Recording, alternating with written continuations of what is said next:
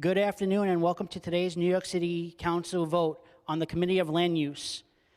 At this time, no one may approach the dais at any time during today's vote. Chair, you may begin. All right, good afternoon and welcome to the Committee on Land Use. I am Councilman Rafael Salamanca, I chair this committee. We've been joined by our esteemed colleagues. We have with us today Councilman Moya, Chair Riley, Abreu, Councilwoman and Majority Leader Farias, Chair Hanks, Hudson, and Councilmember Sanchez, who's on via Zoom. Today we are voting on multiple items referred by our two subcommittees, and I would like to thank Chair Riley and Chair Hanks for their ongoing leadership there. Before describing our votes, I will note that LUs 234 through 236, LUs 238, and LU 239 and 240 are laid over. First, we will vote to approve LUs 249 and 250 for the Queens Future proposal in Councilmember Moya's district in Queens. These actions are a part of a larger effort to enable participation in the state-led process, which could result in the award of up to 3 downtown gaming facility licenses. As part of that process, the state is requiring all applicants seeking to pursue a gaming license to first obtain necessary local land use approvals. The Queens Future action before us today includes a zoning map amendment and a related city map change. As Chair Riley explained at the subcommittee vote, I want to reiterate that our votes today are not on a specific casino proposal. Rather, we are voting to approve certain land use actions that the applicant must satisfy as the threshold matter in order to even compete for a gaming facility license. Councilmember Moya is in support of the proposal. Next, we will vote on a number of proposals submitted by HPD for various projects in the Bronx, Brooklyn, and Manhattan, which seek approvals of an urban development action area project, together with the related disposition of city-owned property, and along with certain property tax-exempt requests, and other land use actions. We will vote to approve LUs 225 through 228 for the Beacon proposal related to property in Deputy Speaker Ayala's district in Manhattan. In addition to the UDAP actions, this proposal includes a zoning map amendment, zoning text amendment, and the city map change, which together will facilitate the renovation of an existing community facility building and the development of a new 21-story residential building with approximately 281 income-restricted units. Deputy Speaker Ayala is in support of the proposal. Next, we will vote to approve LUs 237 for the 1093-1095 Jerome Avenue proposal related to property in Councilmember Stevens' district in the Bronx. This proposal will facilitate the development of an 11-story mixed-use building with approximately 59 affordable units. Councilmember Stevens is in support of the application. We will also vote to approve LUs 247 and 248 for the 2201 Davidson Avenue project related to property in Councilmember Sanchez's district in the Bronx. Together with the real property tax exemption request, this proposal will facilitate the rehabilitation of an existing building with 48 units. Councilmember Sanchez is in support of this proposal. Lastly, we'll vote to disapprove LUs 241 for the Lee Dive Sidewalk Cafe proposal related to property located in Councilmember Martez's district in Manhattan. As the Chair Riley explained in our zoning subcommittee, and as was made clear in our public hearing on this application, and as reflected in Councilmember Martez's detailed statement, which has been read into the record, there is significant community concerns with this establishment. Councilmember Martez does not support this proposal, and the vote before you today is to disapprove the application, meaning an affirmation of a vote aye on this item is a vote to disapprove the action. We would like to recognize that we've been joined by Councilmember Rivera and Savina Brooke Powers. I would now like to recognize any of my colleagues for any comments or questions. I would like to recognize Councilmember Moya.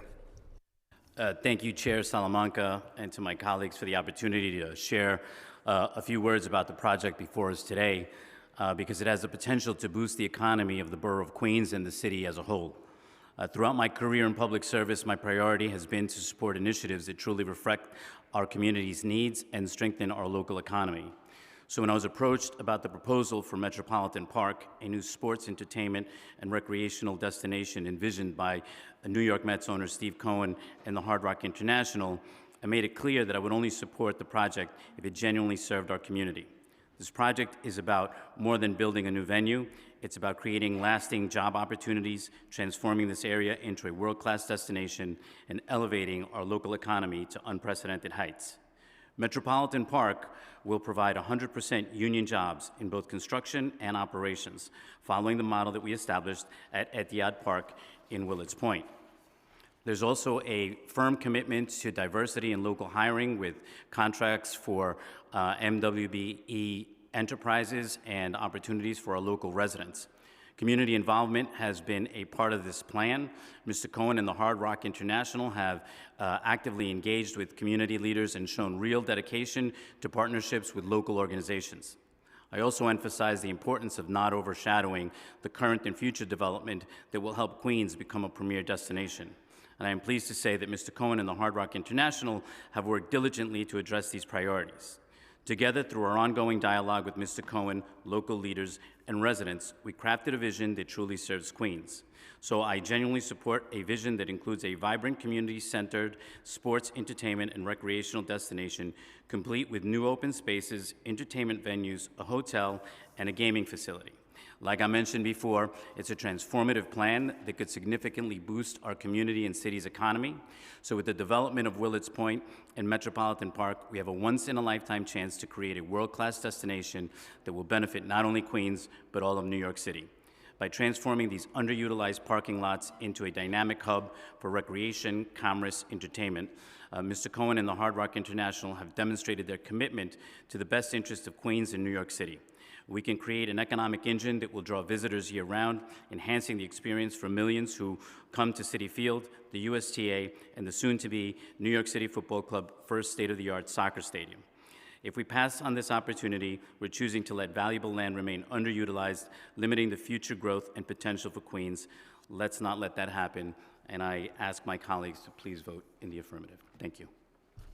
Thank you, Councilmember. Congratulations. Now I would like to recognize Councilmember Berina Sanchez. Thank you so much, Chair Salamanca. I just wanted to take this opportunity to congratulate the Tenant Association President Arturo Miranda at 2201 Davidson, the Northwest Bronx Community Clergy Coalition and Legal Aid Society for their advocacy and representation of the residents at 2201-05 Davidson, and to the HPD, especially Arvind, and of course the Neighborhood Restore team for their attention to this property over the last year. 2201-05 Davidson is a property that owes $28 million in municipal arrears. They have over 600 HPD violations, 90 DOB violations, over 60 health violations, persistent issues of mold, water damage, collapsed ceilings, you name it. These residents have been through it all. And we're not talking about over the last year, over the last 2 years. We're talking about negligent ownership for over a decade. This is a building that has been through the alternative enforcement program at HPD, one of its strongest enforcement programs with escalating fines, heightened presence of inspectors, and it didn't work. The building has also been through TPT, but there was a technical issue in the past. It failed.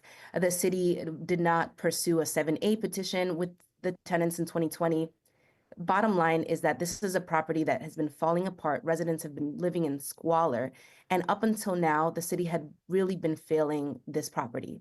But today, and I ask for everyone's support to approve this Article 11, an urban area development project designation, today represents a major step to actually move ownership of this building from the criminally negligent owners to potentially the residents, but definitely responsible ownership.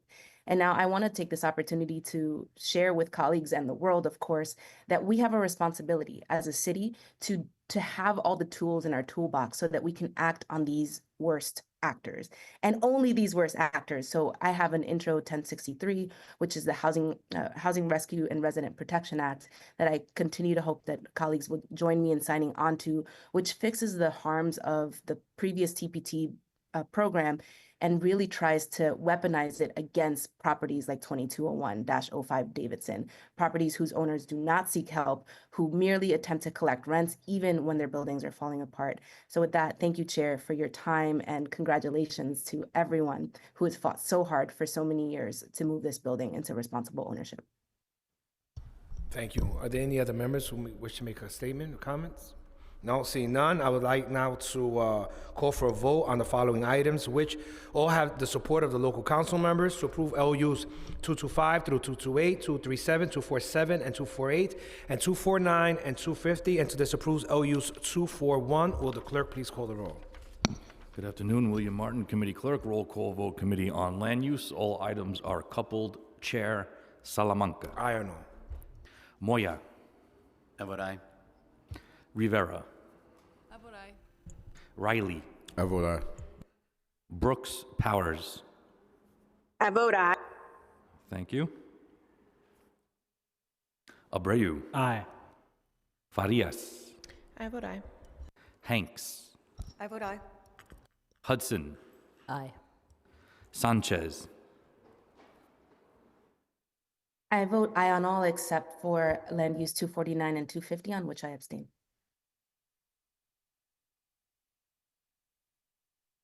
Thank you. With a vote of 10 in the affirmative, 0 in the negative, and no abstentions, all items are adopted by the committee, with land use items 248 and 249 being adopted by the committee, 9 in the affirmative, 0 in the negative, and 1 abstentions. All items have been approved as indicated by the chair. Thank you. That concludes today's business. I would like to thank